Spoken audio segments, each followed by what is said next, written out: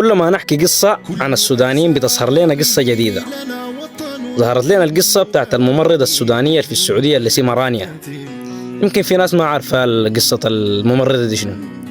الممرضة دي شغالة في مستشفى وفي عنبر حديثي الولادة، وكانت عندها 3 حالات حرجة.